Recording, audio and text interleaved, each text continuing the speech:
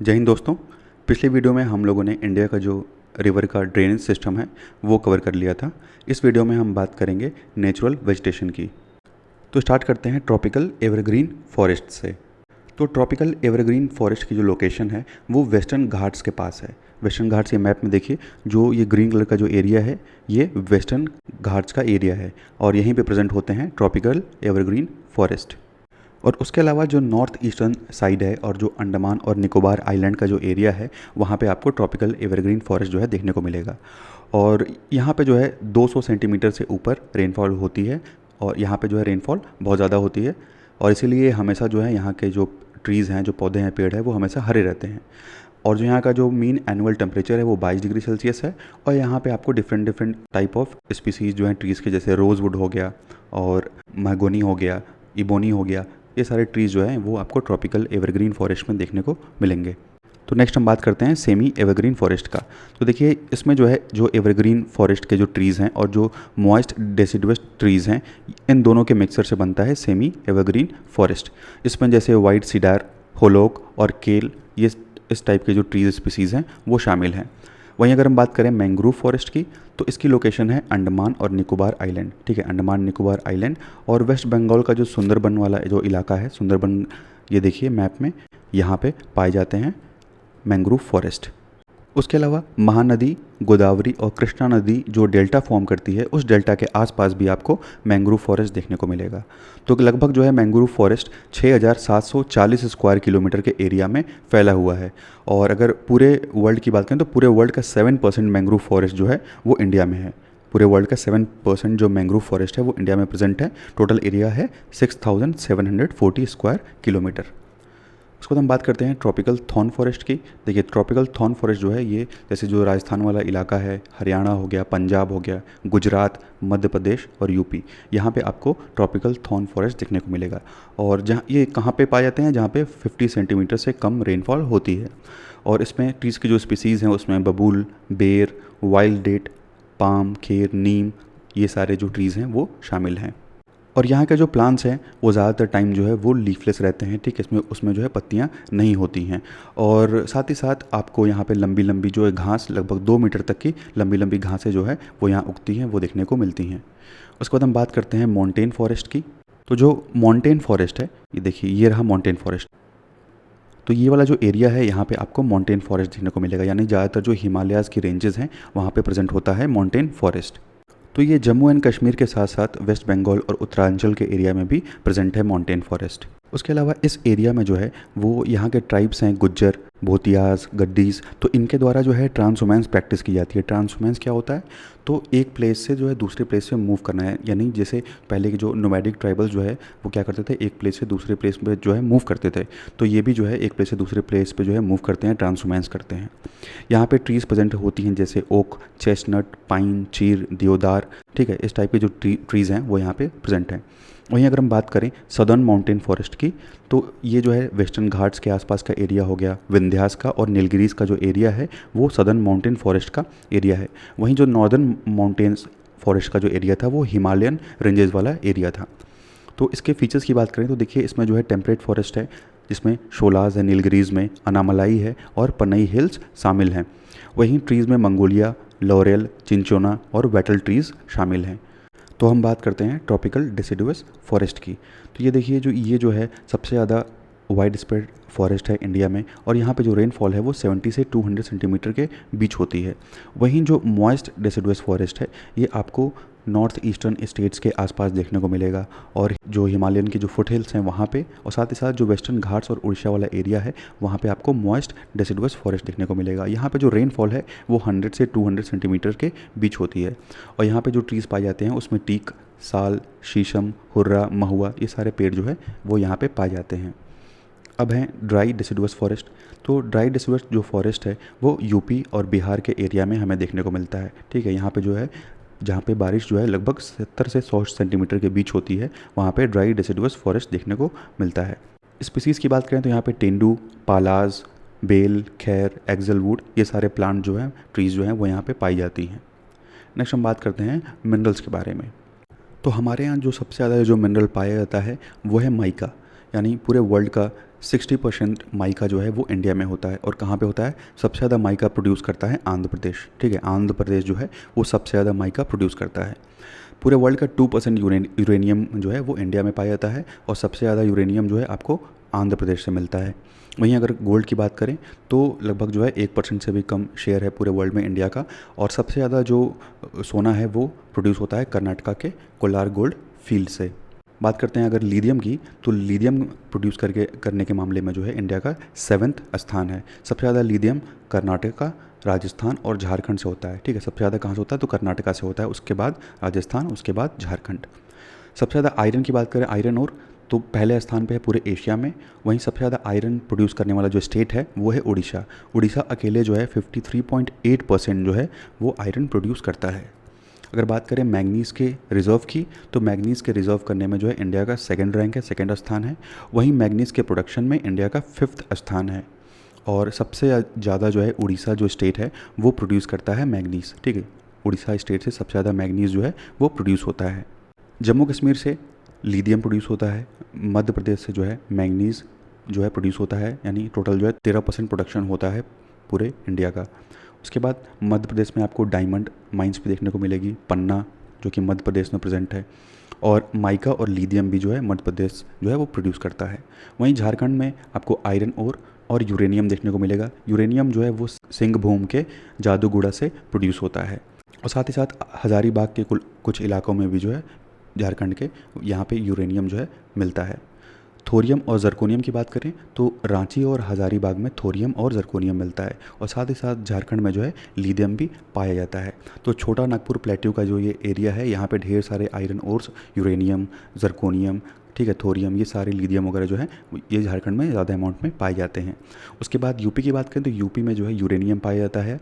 सहारनपुर के एरिया में जो है यूरेनियम पाया जाता है। वहीं गुजरात में जो है वो माइका पाया जाता है। महाराष्ट्र में देखेंगे तो लगभग 8% पूरे इंडिया का जो है जो मैंगनीज़ है वो महाराष्ट्र में पाया जाता है। गोवा में जो है आयरन ओर पाया जाता है। वहीं बिहार में आप देखेंगे तो बिहार के गया में जो है आपको यूरेनियम देखने को मिलेगा। और साथ ही साथ बिहार में भी थोरियम जो है वो पाया जाता है। छत्तीसगढ़ की बात करें तो छत्तीसगढ़ आयरन ओर जो है प्रोड्यूस करता है, साथ ही साथ माइका और डोलमाइट भी प्रोड्यूस करता है। उड़ीसा जो है वो भी आयरन और प्रोड्यूस करता है। और मैंगनीज़ जो है टोटल 44% जो प्रोडक्शन है वो उड़ीसा से आता है। वहीं डोलोमाइट लगभग 13% है। बात करें अगर कर्नाटका की, तो यहाँ पे भी जो है मैंगनीज़ का जो है 22% प्रोडक्शन है। और सबसे ज़्यादा जो गोल्ड है इंडिया में वो कर्नाटका से ही प्रोड्यूस होता है, क्योंकि यहाँ पे जो है कोलार गोल्ड फील्ड और हुट्टी गोल्ड फील्ड, ये दोनों जो गोल्ड फील्ड्स हैं वो कर्नाटका में प्रेजेंट है। नाम याद रखिए, कोलार गोल्ड फील्ड है और हुट्टी गोल्ड फील्ड है। वहीं डायमंड, यहाँ पे डायमंड माइन भी है रायचूर गुलबर्ग रीजन में, कर्नाटका में जो है डायमंड माइन भी है। उसके बाद केरला में देखिए तो केरला में जो है थोरियम का सबसे लार्जेस्ट डिपॉजिट है। थोरियम का सबसे लार्जेस्ट डिपॉजिट जो है वो कहाँ है? केरला में है। और यहाँ पे जर्कोनियम भी पाया जाता है। उसके बाद तमिलनाडु में जो है माइका और थोरियम पाया जाता है। ठीक है, माइका और थोरियम पाया जाता है। अब हम बात करते हैं आंध्र प्रदेश की, तो आंध्र प्रदेश में जो है सबसे ज़्यादा माइका पाया जाता है। ठीक है, सबसे ज़्यादा माइका जो है प्रोड्यूस करने वाला जो स्टेट है वो है आंध्र प्रदेश। और यहाँ पे जो है गोल्ड की फील्ड भी है रामगिरी में। एस्बेस्टॉस भी यहाँ पे प्रोड्यूस होता है और एस्बेस्टॉस का भी लीडिंग प्रोड्यूसर है। साथ ही साथ डोलोमाइट भी यहाँ पे प्रोड्यूस होता है। और इंडिया का लगभग 23% जो डोलोमाइट है वो आंध्र प्रदेश से ही प्रोड्यूस होता है। नेक्स्ट हम बात करते हैं मिनरल्स की। तो देखिए मिनरल्स को जो है 3 पार्ट में हम कैटेगराइज करते हैं। पहला है मेटेलिक मिनरल्स, दूसरा है नॉन मेटेलिक मिनरल्स और तीसरा है एनर्जी मिनरल्स। तो मेटेलिक मिनरल्स में जैसे ये भी 3 पार्ट में डिवाइडेड है, जिसमें पहले आते हैं ऐसे मिनरल्स जिसमें फेरस की मात्रा होती है, आयरन ओर, मैग्नीज, निकल, कोबाल्ट, ये सब आते हैं। उसके बाद दूसरा नॉन फेरस मिनरल्स है जिसमें कॉपर, लेड, टिन और बॉक्साइट शामिल है। उसके बाद प्रीसियस मिनरल्स में जैसे गोल्ड हो गया, प्लैटिनम हो गया और सिल्वर हो गया। बात करें अगर नॉन मेटालिक मिनरल्स की, तो नॉन मेटालिक में माइका है, सॉल्ट हो गया, पोटास, सल्फर, मार्बल, सैंडस्टोन और लाइमस्टोन शामिल हैं। वहीं एनर्जी मिनरल्स में कोल, पेट्रोलियम और नेचुरल गैस आते हैं। तो देखिए बात करते हैं बॉक्साइट की। देखिए बॉक्साइट जो है वो एल्युमिनियम का ही एक ओर है। और ये जो है काला हांडी और कोरापुट बेल्ट उड़ीसा में जो है बॉक्साइट पाया जाता है, लगभग 36%। तो इंडिया का 36% बॉक्साइट जो है वो काला हांडी और कोरापुट बेल्ट उड़ीसा में पाया जाता है। सबसे ज़्यादा बॉक्साइट प्रोड्यूस करने वाला स्टेट कौन सा है? तो उड़ीसा है। गुजरात है, 20% यहाँ पे बॉक्साइट मिलता है। तो उसके बाद जो है महाराष्ट्र में 13% है, झारखंड में 13% है। और बॉक्साइट की मेजर कंपनी की बात करें तो इसमें आती है नाल्को यानी नेशनल एल्युमिनियम कंपनी लिमिटेड, उसके बाद है बाल्को यानी भारत एल्युमिनियम कंपनी लिमिटेड, उसके बाद है हिंडाल्को यानी हिंदुस्तान एल्युमिनियम कॉरपोरेशन लिमिटेड। अब हम बात करते हैं कॉपर की। तो देखिए कॉपर सबसे ज़्यादा पाया जाता है एमपी में, मध्य प्रदेश में जो है 58% जो है कॉपर पूरे इंडिया का पाया जाता है। 32% राजस्थान में है और झारखंड में है 11% कॉपर। और बात करें अगर कॉपर माइनिंग सेंटर्स की तो सिंहभूम झारखंड में, और उसके बाद मलंजखंड एमपी में, और क्षेत्रीय सिंघाना है अलवर राजस्थान में। उसके बाद खो दरीबा और दिलवरा रोवली है राजस्थान में। ये सब जो हैं ये कॉपर माइनिंग सेंटर्स हैं। नेक्स्ट हम बात करते हैं इंपॉर्टेंट जो क्लाइमेटिक रीजन्स हैं उनकी। तो पहले हम बात करेंगे एरिड क्लाइमेट जोन की। तो एरिड क्लाइमेट जोन का एरिया ये है, ठीक है, एरिड क्लाइमेट जोन। तो ये जो है नॉर्थ वेस्टर्न पार्ट में आता है, राजस्थान और गुजरात का एरिया में आपको एरिड क्लाइमेट जोन देखने को मिलेगा। यहाँ पे गर्मियाँ जो हैं बहुत गर्म होती हैं, समर्स जो है बहुत गर्म होते हैं और ड्राई होते हैं, और साथ ही साथ यहाँ जो बारिश है वो बहुत कम मात्रा में होती है। अगर बात करें अल्पाइन की तो ये जो जम्मू कश्मीर का जो एरिया है और ये वाला जो एरिया है ये पूरा अल्पाइन वाला एरिया है, ठीक है, जो हिमालयन रीजन्स हैं। तो हिमालयन रीजन्स लगभग 4500 मीटर के आसपास जो है ये अल्पाइन क्लाइमेट हमको देखने को मिलता है। हमेशा यहाँ पर जो है पूरे साल भर जो है यहाँ ठंडी रहती है और भारी जो है बर्फ़बारी, हैवी स्नोफॉल होता है, और समर्स जो हैं वो छोटे होते हैं और समर्स में भी जो टेम्परेचर है वो ठंडा ही रहता है। उसके बाद हम बात करते हैं tropical wet and dry climate की। तो tropical wet and dry climate आपको देखने को मिलेगा कहाँ पे, तो महाराष्ट्र वाले एरिया में, गोवा, कर्नाटका, आंध्र प्रदेश, तेलंगाना, तमिलनाडु और केरला में जो है आपको tropical wet and dry climate मिलेगा। और यहाँ जो रेनफॉल होती है वो मेनली समर और मानसून सीजन्स में होती है, और विंटर्स जो होता है वो ड्राई होता है और पूरे साल जो है टेम्परेचर यहाँ पे हाई होता है। उसके बाद है tropical wet climate. Tropical wet climate जो है वो नॉर्थ ईस्टर्न इंडिया में, वेस्ट बंगाल, उड़ीसा, झारखंड, बिहार, ईस्टर्न उत्तर प्रदेश और आसाम में यहाँ पे ट्रॉपिकल वेट क्लाइमेट देखने को मिलता है। यहाँ पे पूरे साल जो है टेम्परेचर हाई रहता है और हैवी रेनफॉल होती है थ्रू आउट द ईयर, और सबसे ज़्यादा जो रेनफॉल है वो हमको समर में और मानसून सीजन के आसपास देखने को मिलती है। उसके बाद है सब ट्रॉपिकल ड्राई विंटर्स। तो सब ट्रॉपिकल ड्राई विंटर्स का जो एरिया है वो ईस्टर्न महाराष्ट्र, मध्य प्रदेश, छत्तीसगढ़ और गुजरात के कुछ पार्ट और राजस्थान, यहाँ पे सब ट्रॉपिकल ड्राई विंटर्स होता है। क्योंकि यहाँ पे क्या होता है कि जो गर्मियाँ होती हैं वो बहुत ज़्यादा गर्म होती हैं, जो विंटर्स होते हैं वो बहुत ज़्यादा ड्राई होते हैं, और समर में जो है रेनफॉल होती है लेकिन उतनी मात्रा में नहीं हो पाती है, तो इसीलिए यह है सब ट्रॉपिकल ड्राई विंटर्स। उसके बाद हम बात करते हैं मेजर क्रॉप्स की। तो पहले बात करेंगे राइस के बारे में। तो देखिए राइस के लिए जो नॉर्मल टेम्परेचर है वो है 35 डिग्री सेल्सियस से कम, और रेनफॉल लगभग 150 से 300 सेंटीमीटर के बीच होनी चाहिए। तो सबसे ज़्यादा राइस प्रोड्यूसिंग जो स्टेट है वो है वेस्ट बंगाल, ठीक है, वेस्ट बंगाल जो है सबसे ज़्यादा राइस प्रोडक्शन वेस्ट बंगाल में होता है। उसके बाद है यूपी, सेकंड नंबर पे उत्तर प्रदेश आता है। अगर हम बात करें वीट की, गेहूँ की, तो 19 से 50 डिग्री सेल्सियस विंटर में और 21 से 26 डिग्री सेल्सियस समर में जो है इसका नॉर्मल टेम्परेचर वीट को चाहिए। 80 सेंटीमीटर के आसपास जो है रेनफॉल चाहिए। और मेजर जो एरियाज़ हैं, वीट सबसे ज़्यादा प्रोड्यूस किस स्टेट में होता है, तो यूपी में। सबसे ज़्यादा वीट प्रोड्यूस करने वाला जो स्टेट है वो है उत्तर प्रदेश, उसके बाद है पंजाब और उसके बाद है एमपी, मध्य प्रदेश। सबसे ज़्यादा जो शुगर केन है वो यूपी में प्रोड्यूस होता है। सबसे पहले नंबर पे यूपी है, दूसरे पे महाराष्ट्र है। टेम्परेचर इसके लिए 20 से 26 डिग्री सेल्सियस चाहिए और रेनफॉल जो है वो 100 से 150 के आसपास चाहिए होती है। वहीं अगर हम जूट प्रोडक्शन की बात करें तो सबसे ज़्यादा जूट जो है वो वेस्ट बंगाल प्रोड्यूस करता है। पूरे इंडिया का जो 60% जूट है वो वेस्ट बंगाल से प्रोड्यूस होता है, और वेस्ट बंगाल के बाद जो है सेकंड नंबर पे आता है बिहार, ठीक है। और जूट को 160 से 200 सेंटीमीटर के आसपास जो है रेनफॉल चाहिए होती है। उसके बाद बात करते हैं कॉटन की। तो सबसे ज़्यादा कॉटन जो है वो प्रोड्यूस करता है गुजरात। लगभग टोटल जो है 27% इंडिया का जो है 27% कॉटन गुजरात में प्रोड्यूस होता है। 21 से 26 डिग्री सेल्सियस जो है टेम्परेचर चाहिए होता है कॉटन प्रोडक्शन के लिए, और रेनफॉल जो है 50 से 75 सेंटीमीटर के बीच में होना चाहिए। वहीं ब्लैक सॉइल सबसे अच्छी मानी जाती है, जिसको हम रेगुर सॉइल भी बोलते हैं। तो ब्लैक सॉइल जो है वो कॉटन प्रोडक्शन के लिए सबसे अच्छी होती है, ठीक है। तो सबसे ज़्यादा कॉटन प्रोड्यूस करने वाला स्टेट है गुजरात और सेकंड पे है महाराष्ट्र। उसके बाद नेक्स्ट हम बात करते हैं कॉफ़ी की। तो ये कॉफ़ी सबसे ज़्यादा प्रोड्यूस करता है कर्नाटका, यानी पूरे इंडिया का जो है 33% जो कॉफ़ी प्रोडक्शन है वो कर्नाटका से होता है, और सेकंड नंबर पे है केरला। कॉफ़ी के लिए 15 से 28 डिग्री सेल्सियस का जो है नॉर्मल टेम्परेचर चाहिए और 150 से 200 सेंटीमीटर के बीच जो है रेनफॉल होनी चाहिए। वहीं अगर हम बात करें टी के प्रोडक्शन की, तो टी के मामले में जो है आसाम सबसे ज़्यादा प्रोड्यूस करता है 51%। ठीक है, तो इंडिया का टोटल जो है प्रोडक्शन टी का, उसमें से 51% जो है आसाम प्रोड्यूस करके पहले नंबर पर है और दूसरे नंबर पर है केरला। और टेम्परेचर जो चाहिए 24 से 30 डिग्री सेल्सियस के बीच में और 125 से 375 सेंटीमीटर के बीच में जो है रेनफॉल टी के लिए अच्छी होती है। उसके बाद हम बात करते हैं ट्रांसपोर्ट के बारे में। तो देखिए, जो हमारा जो लॉन्गेस्ट हाईवे है वो है NH44, जिसकी लंबाई जो है 3745 किलोमीटर इसकी लंबाई है और इसको हम नॉर्थ साउथ कॉरिडोर भी बोलते हैं। तो मैप में देखिए, यहाँ से ये शुरू होता है श्रीनगर से, ठीक है, श्रीनगर से ये स्टार्ट होता है और कन्याकुमारी तक जाता है, श्रीनगर से कन्याकुमारी तक। तो ये जो है नॉर्थ साउथ कॉरिडोर है, श्रीनगर जम्मू कश्मीर से स्टार्ट होता है और कन्याकुमारी तमिलनाडु तक ये जाता है। इसकी लंबाई कितनी है? तो 3745 किलोमीटर जो है इसकी लंबाई है। NH44 हाईवे भी इसको बोलते हैं। वहीं अगर हम बात करें ईस्ट वेस्ट कॉरिडोर की, तो ईस्ट वेस्ट कॉरिडोर जो है वो आसाम को गुजरात से कनेक्ट करता है, ठीक है। यहाँ पोरबंदर के पास गुजरात और ये आसाम में हो गया सिलचर को कनेक्ट करता है। टोटल जो इसकी लंबाई है वो 3300 किलोमीटर है, ठीक है। NH27 भी हम इसको बोलते हैं। तो सिलचर आसाम को कहाँ से कनेक्ट कर रहा है? ये पोरबंदर गुजरात तक ये कनेक्ट करता है। तो ये हो गया नॉर्थ साउथ कॉरिडोर और ये हो गया ईस्ट वेस्ट कॉरिडोर। नेक्स्ट हम बात करते हैं गोल्डन क्वाड्रिलेटरल की। तो जो गोल्डन क्वाड्रिलेटरल है ये मेन जो मेट्रो सिटीज़ है मेजर, उनको कनेक्ट करता है। तो देख सकते हैं ये जो ब्लू कलर से आप देख रहे हैं ये सारा जो है गोल्डन क्वाड्रिलेटरल है, ठीक है। यहाँ पे हो गया दिल्ली, यहाँ पे हो गया मुंबई, यहाँ पे हो गया चेन्नई और यहाँ हो गया कोलकाता। तो ये है गोल्डन क्वाड्रिलेटरल और ये जो है इम्प्लीमेंट किया गया है national highway authority of India के द्वारा।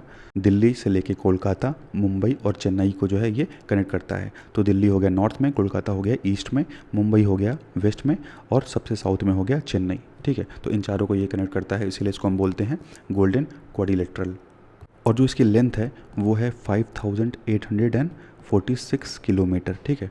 5846 किलोमीटर टोटल इसकी लंबाई है गोल्डन क्वाड्रिलेटरल की।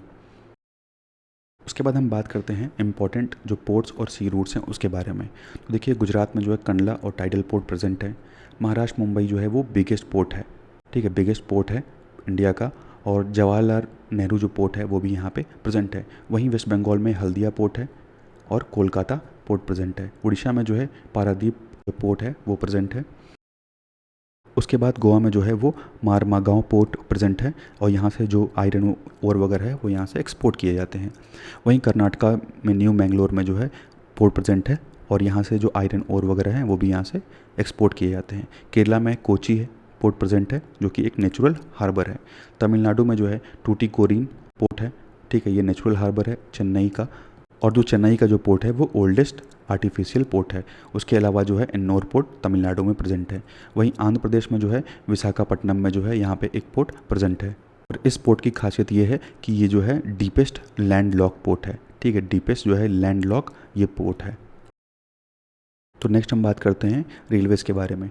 तो देखिए, इंडिया में जो है डेडिकेटेड फ्राइट कॉरिडोर्स प्रेजेंट हैं, यानी कि डेडिकेटेड लाइंस जो हैं वो सिर्फ मालगाड़ियों के लिए बिछाई गई हैं ताकि जो भी सामान है उसको एक जगह से दूसरी जगह इजीली ट्रांसफ़र किया जा सके। इसी के लिए जो है फ्राइट कॉरिडोर्स जो है वो इंडिया में बनाए गए हैं। और 2006 से जो है ये डेडिकेटेड जो फ्राइट कॉरिडोर्स हैं वो काम कर रहे हैं, 2006 से ही वर्क कर रहे हैं और ये जो है रेलवे मिनिस्ट्री के अंडर में आते हैं। नेक्स्ट हम बात करते हैं स्ट्रैटेजिक पेट्रोलियम रिजर्व्स के बारे में। तो ये रिजर्व्स जो हैं वो मेंटेन किए जाते हैं किसके द्वारा? तो Indian strategic petroleum reserve limited के द्वारा, ये जो है ISPRL, इसके द्वारा जो है ये पेट्रोलियम रिजर्व्स मेंटेन किए जाते हैं। और इसके 3 फेजेज़ हैं, ठीक है। SPR फेज़ 1 है और SPR फेज़ 2 है। तो जो SPR फेज़ 1 है उसमें 3 इलाके आते हैं। पहला है विशाखापट्टनम, दूसरा है मैंगलोर और तीसरा है पद्दूर। तो जो विशाखापट्टनम है यहाँ पे जो स्टोरिंग कैपेसिटी है ऑयल्स की, जो क्रूड ऑयल्स हैं, यहाँ पे हम 1.33 million metric ton crude oil store कर सकते हैं। वहीं मैंगलोर में 1.5 million metric ton crude oil को यहाँ पे स्टोर करके रखा जा सकता है। पद्दूर में जो है 2.5 मिलियन मेट्रिक टन स्टोर किया जा सकता है। तो ये SPR फेज़ 1 हो गया, ठीक है। टोटल जो कैपेसिटी है SPR फेज़ 1 की वो 5.33 मिलियन मेट्रिक टन का कैपेसिटी है। वहीं अगर हम बात करें SPR फेज़ 2 की, तो इसकी कैपेसिटी है 6.5 मिलियन मेट्रिक टन और SPR फेज़ 2 जो है वो 2 जगहों पे है। पहला है उड़ीसा के चांदीखोले में और दूसरा है कर्नाटका के पड्डूर में। और जो उड़ीसा में है उसकी कैपेसिटी 4 मिलियन मेट्रिक टन की है और कर्नाटका में जो है उसकी 2.5 मिलियन मेट्रिक टन की है। तो इसमें से जो SPR फ़ेज़ 1 है ये अभी काम कर रहा है, वहीं SPR फ़ेज़ जो 2 है इस पे काम चल रहा है। इसमें अभी स्टोरेज वगैरह जो है वो स्टार्ट नहीं हुआ है। तो हम बात करते हैं एनर्जी की। तो देखिए एनर्जी जो है 2 टाइप की होती है, एक होती है कन्वेंशनल सोर्स ऑफ एनर्जी और एक होती है non conventional source of energy.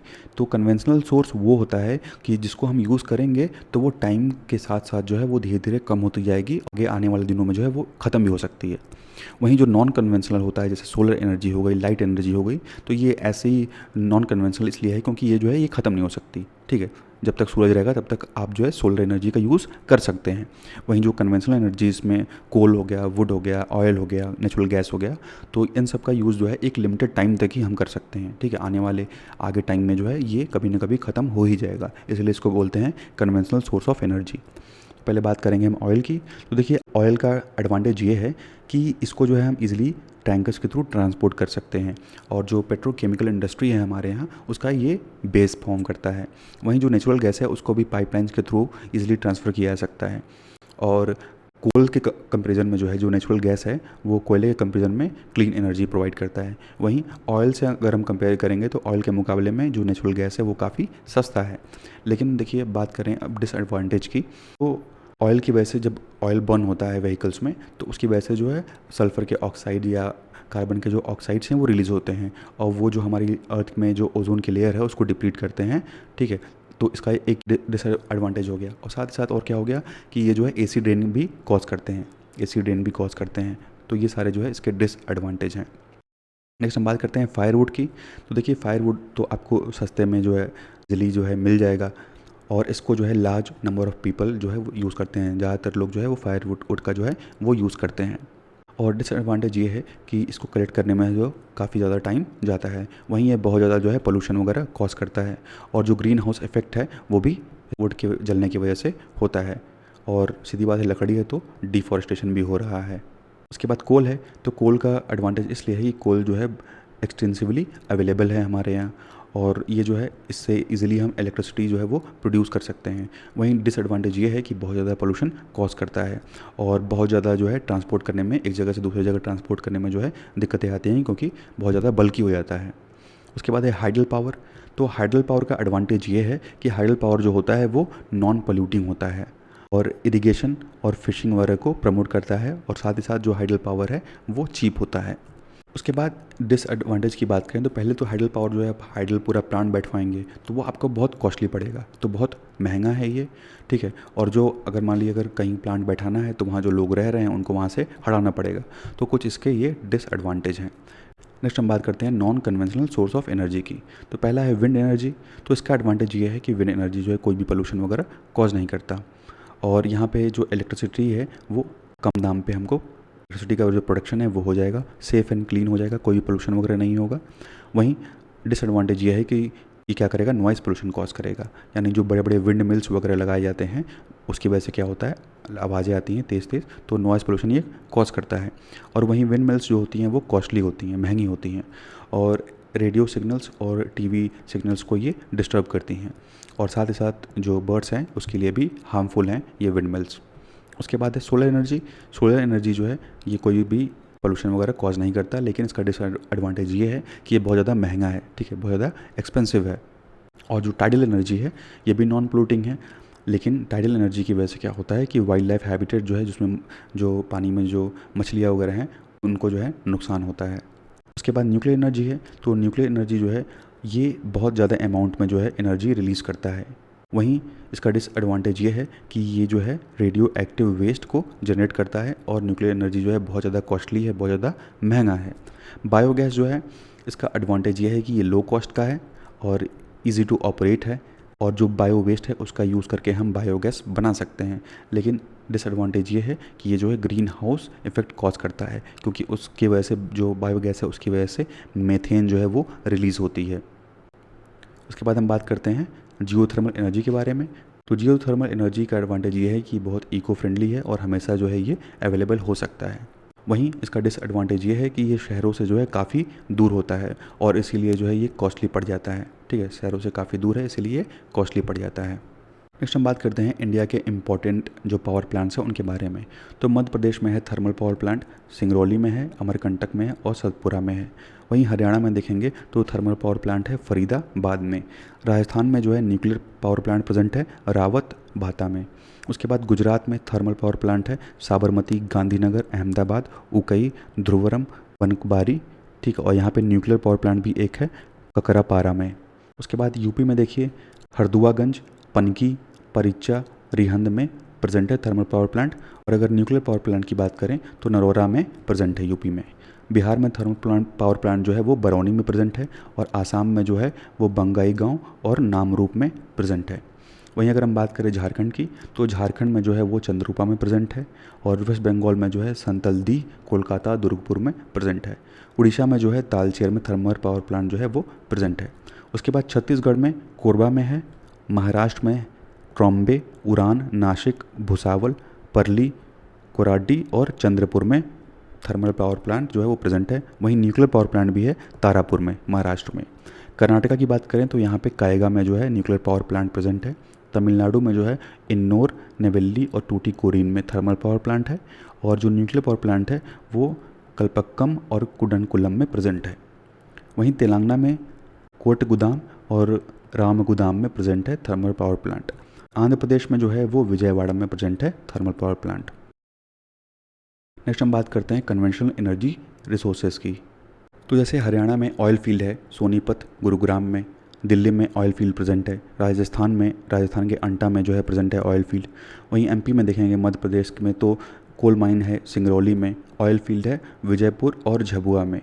UP में जो ऑयल फील्ड है वो औंधला में है।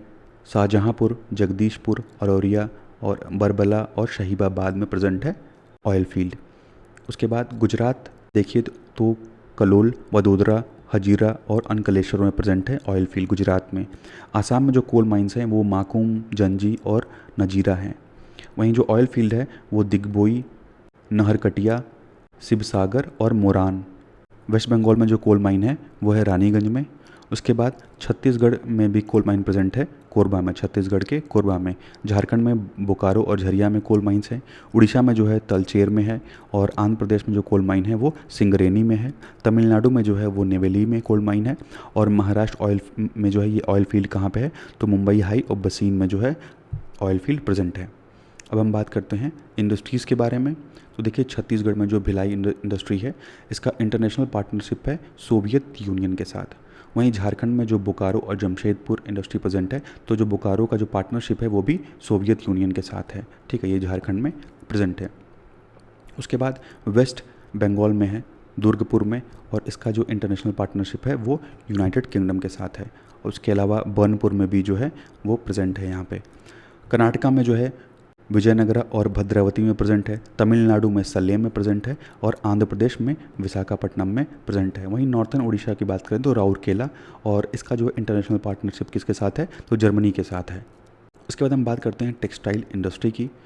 तो गुजरात जो है वो कॉटन प्रोड्यूस करने के मामले में जो है वो सबसे आगे है, लेकिन कभी कभी क्या होता है महाराष्ट्र भी आगे हो जाता है। तो गुजरात और महाराष्ट्र का जो शेयर है वो 50% है, यानी इंडिया का टोटल जो कॉटन प्रोड्यूस होता है वो उसमें 50% जो शेयर है वो गुजरात और महाराष्ट्र का है, ठीक है। इन दोनों स्टेट्स का मिला के अकेले 50% है। मध्य प्रदेश उज्जैन में जो है यहाँ भी टेक्सटाइल इंडस्ट्रीज़ वगैरह प्रेजेंट हैं। यूपी के हाथरस में भी टेक्सटाइल इंडस्ट्री प्रेजेंट है। वेस्ट बंगाल में जो है कोलकाता में यहाँ पे टेक्सटाइल इंडस्ट्री प्रेजेंट है। उसके अलावा तमिलनाडु में देखेंगे तो तमिलनाडु भी जो है महाराष्ट्र और गुजरात के बाद लीडिंग कॉटन प्रोड्यूसर में आता है और यहाँ पे ढेर सारी आपको हाइडल पावर मिल्स वगैरह जो हैं वो देखने को मिलेंगी, ठीक है। साथ ही साथ तमिलनाडु के कोयम्बटूर में भी जो है कॉटन टेक्सटाइल्स वगैरह जो टेक्सटाइल्स इंडस्ट्री है वो प्रेजेंट है। उसके बाद हम बात करते हैं ऑयल रिफाइनरीज़ की, जहाँ पे ऑयल वगैरह को जो है वो रिफ़ाइन किया जाता है। तो असम के दिग्बोई में, नुमालीगढ़ में, गुवाहाटी में और बोंगईगांव में। पंजाब में भटिंडा में प्रेजेंट है, हरियाणा में पानीपत में और बिहार के बरौनी में प्रेजेंट है। यूपी के मथुरा में है ऑयल रिफाइनरी और गुजरात के कोयली, जामनगर और वाडीनेर में है। वहीं मध्य प्रदेश के बीना में है, वेस्ट बंगाल के हल्दिया में, उड़ीसा के पारादीप में, महाराष्ट्र मुंबई में प्रेजेंट है और आंध्र प्रदेश के विशाखापट्टनम और तातीपाका में प्रेजेंट है ऑयल रिफाइनरी। कर्नाटका में मैंगलुरु में है और केरला में कोची में प्रेजेंट है। तमिलनाडु में जो है चेन्नई और नागपट्टिनम में प्रेजेंट है। उसके बाद जो मेजर इंडस्ट्रीज़ हैं उनकी बात करते हैं हम, तो गुड़गांव, दिल्ली, मेरठ, ये वाला जो एरिया है यहाँ पे जो है मेजर इंडस्ट्रीज़ आपको देखने को मिलेंगी। उसके बाद जो गुजरात वाला रीजन है यहाँ पे भी जो अहमदाबाद और जो वडोदरा वाला इलाका है यहाँ पे जो कॉटन ज़्यादा जो है वो उगाए जाते हैं, तो यहाँ पे जो है उसकी रॉ मटेरियल्स के मार्केट वगैरह ईजिली अवेलेबल है। यहाँ पे भी जो है ढेर सारी इंडस्ट्रीज़ प्रेजेंट हैं। वहीं जो छोटा नागपुर झारखंड वाला जो एरिया है, साथ ही साथ झारखंड हो गया, उड़ीसा, वेस्ट बंगाल हो गया, यहाँ पर जो है मेटलर्जिक इंडस्ट्री जो है वो प्रेजेंट है। उसके बाद हुगली वाला जो इलाका है ये, यहाँ पे जो है हुगली रिवर है और इसी के पास जो हावड़ा वाला इलाका है यहाँ पे प्रेजेंट है जो मेजर इंडस्ट्रियल एरिया है। उसके बाद मुंबई, पुणे का ये रीजन है, ठीक है, मुंबई, थाने और पुणे का जो ये इलाका है, खासकर जो नासिक और सोलापुर वाला एरिया है यहाँ पे भी जो है इंडस्ट्रीज़ काफ़ी प्रेजेंट है। उसके बाद विशाखापट्टनम और गुंटूर वाला इलाका है, ठीक है, विशाखापट्टनम और गुंटूर। उसके बाद ठीक है बेंगलोर और तमिलनाडु का इलाका है, यहाँ पे भी आपको कई हाइड्रो इलेक्ट्रिक पावर प्लांट वगैरह जो है देखने को मिलेंगे, कई इंडस्ट्रीज़ यहाँ पे प्रेजेंट हैं। उसके बाद कोल्लम और त्रिवंतपुरम, और इसमें जैसे कोल्लम का एरिया है और एर्नाकुलम का एरिया है, यहाँ पे भी जो है ढेर सारी इंडस्ट्रीज़ वगैरह प्रेजेंट हैं। अब हम बात करते हैं अर्थक्वेक जोन्स के बारे में। पहले देखेंगे नेचुरल हज़ार्ड्स क्या होते हैं और नेचुरल डिज़ास्टर्स क्या होते हैं। तो ऐसे मान लीजिए सुनामी है, ये सब चीज़ें जो हैं, सुनामी, अर्थक्वेक, ये नेचुरल डिज़ास्टर में आ जाएगा। वहीं जो नेचुरल हज़ार्ड है, जैसे एकाएक क्या हुई, गर्मी बहुत ज़्यादा बढ़ गई, तो ये नेचुरल हज़ार्ड में आएगा। टेम्परेचर जो है एकाएक बहुत ज़्यादा गिर गया या बहुत ज़्यादा बढ़ गया, ठीक है, तो ये नेचुरल हज़ार्ड है। और नेचुरल डिज़ास्टर जो है वो ऐसे सुनामी, भूकंप, ये सब चीज़ें जो हैं वो नेचुरल डिज़ास्टर में आएंगी। तो जो नेचुरल डिज़ास्टर है वो थोड़ा कम नुकसान करता है, लेकिन नेचुरल डिज़ास्टर जो है वो लाइफ को और प्रॉपर्टी दोनों को बहुत ज़्यादा इम्पैक्ट करता है, नुकसान करता है। जो अर्थक्वेक है वो किसकी वजह से आती है, तो जो हमारे अर्थ का जो टेक्टोनिक प्लेट्स है, जब दो टेक्टोनिक प्लेट्स आपस में टकराते हैं तो उसकी वजह से जो है अर्थक्वेक यानी भूकंप जो है वो आता है। तो मूवमेंट ऑफ टेक्टोनिक प्लेट्स की वजह से जो है वो अर्थक्वेक जो है वो आता है। तो जो हमारी इंडिया की प्लेट है वो यूरेशिया वाले प्लेट में जाकर टकराती है, ठीक है, यानी जो ये वाला पूरा इलाका है जिसकी वजह से हिमालय बना है, टकराने की वजह से ही बना है हिमालय। इंडिया की प्लेट जो है ये यूरेशिया वाले प्लेट में जाकर टकराई है, जिसकी वजह से हिमालय का फॉर्मेशन हुआ है। तो इसी प्लेट्स की जो है, जो इंडिया की प्लेट है वो हर साल जो है थोड़ा थोड़ा क्या कर रही है कि अंदर जा रही है यूरेशियन प्लेट के। तो इसी मूवमेंट की वजह से जो है ज़्यादातर जो है अर्थक्वेक्स आपको इसी एरिया में देखने को मिलेगा, ठीक है, ये वाला जो एरिया है इसी एरिया में ज़्यादातर जो है इंडिया में अर्थक्वेक आते हैं। तो जैसे जम्मू कश्मीर, हिमाचल प्रदेश, उत्तराखंड, सिक्किम, दार्जिलिंग, वेस्ट बंगाल, ठीक है, तो ये और जो 7 स्टेट्स हैं इधर नॉर्थ ईस्टर्न, उसमें भी तो ये 7 जो हैं सबसे ज़्यादा रिस्की जोन है। सबसे ज़्यादा जो डैमेज है वो अर्थक्वेक इसी एरिया में कॉज कर सकता है, ठीक है। तो हाई डैमेज रिस्क जोन में जम्मू कश्मीर है, हिमाचल प्रदेश है और पंजाब के नॉर्दर्न पार्ट हो गया, हरियाणा का ईस्टर्न पार्ट हो गया, दिल्ली और यूपी का वेस्टर्न इलाका और बिहार का नॉर्दर्न इलाका। वहीं जो very high risk damage zone है उसमें नॉर्थ ईस्ट स्टेट शामिल हैं, ठीक है, और दरभंगा वाला जो एरिया है नॉर्थ का, और उसके अलावा अररिया हो गया बिहार का, और बिहार का जो इंडो नेपाल बॉर्डर है वो, उसके अलावा उत्तराखंड का एरिया और हिमाचल प्रदेश का जो वेस्टर्न एरिया है वो ये सारे एरिया जो हैं वो very high risk damage zone में आते हैं। उसके बाद बात करें सुनामी और सैलो वाटर वेव्स की, तो सुनामी भी जो है वो किसकी वजह से होता है कि जो ये अर्थक्वेक्स आते हैं, यानी जो प्लेट्स हैं वो आपस में टकराती हैं और उसी के मूवमेंट की वजह से जो है अर्थक्वेक आता है, और उसी अर्थक्वेक की वजह से जो है सुनामी भी जो है वो फॉर्म होती है। ज़्यादातर आप देखेंगे तो जो पैसिफिक रिंग ऑफ फायर वाला इलाका है वहाँ ढेर सारे एक्टिव वोल्केनोज वगैरह प्रेजेंट हैं, तो वोल्केनिक इरप्शंस की वजह से भी जो है सुनामी आती है। जो ये इंडोनेशिया है यहाँ पे सबसे ज़्यादा वोल्केनो, लगभग 70+ वोल्केनो, ठीक है, 70+ एक्टिव वोल्केनो जो है वो अकेले इंडोनेशिया ही में ही प्रेजेंट हैं, ठीक है। तो वोल्केनिक इरप्शंस की वजह से भी जो है सुनामी वगैरह आती है। अब बात करते हैं साइक्लोन्स की। देखिए पहले है ट्रॉपिकल साइक्लोन। ट्रॉपिकल साइक्लोन जो है वो मेनली जो लो प्रेशर वाला जो एरिया होता है उस लो प्रेशर के एरिया में ट्रॉपिकल साइक्लोन देखने को मिलता है।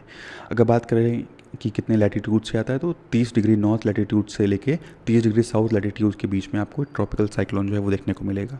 और इसका जो डिस्ट्रीब्यूशन है वो आपको बे ऑफ बंगाल वाला एरिया हो गया, अरेबियन सी हो गया, ठीक है, तो इस एरिया में आपको जो ट्रॉपिकल साइक्लोन देखने को मिलेगा।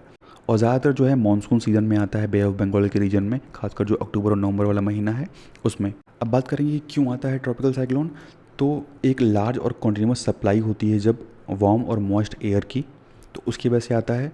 ठीक है। और जब कोरोलिस फोर्स जो है बहुत ज़्यादा बढ़ जाता है, बहुत ज़्यादा स्ट्रॉन्ग हो जाता है, और जो वर्टिकल विंड है वो प्रेजेंट नहीं होती जब वो एब्सेंट होती हैं। अगर वो प्रेजेंट होती तो इन जो वार्म और मॉइस्ट एयर को जो है यहाँ से हटाती, लेकिन ये जब एयर प्रेजेंट नहीं होती है वर्टिकल विंड, तो इसकी वजह से भी जो है ट्रॉपिकल साइक्लोन वगैरह का जो फॉर्मेशन है वो हो जाता है। अब बात करते हैं फ्लड्स की।